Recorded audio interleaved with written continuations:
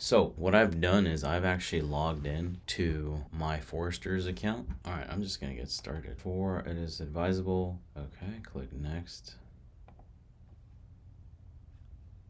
Okay, I might hide some of my info here. So again, I'm just following this step by step. I'm gonna say no to this first question on codicil. Okay, so I'm gonna use a little bit of aid here.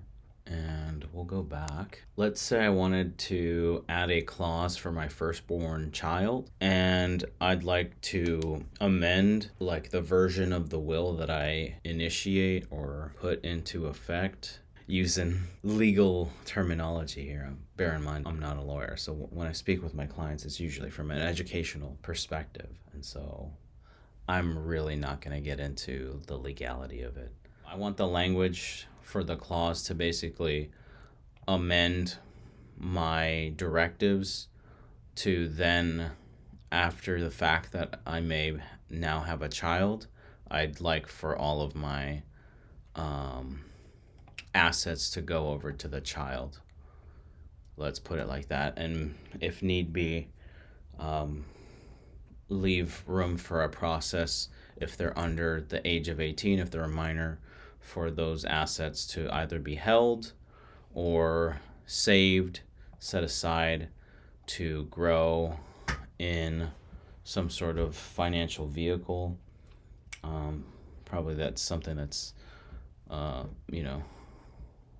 growing at the best possible fixed rates, so that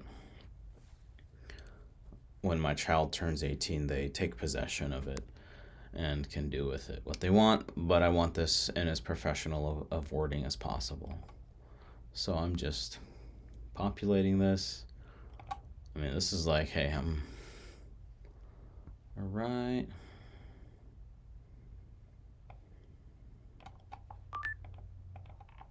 All right.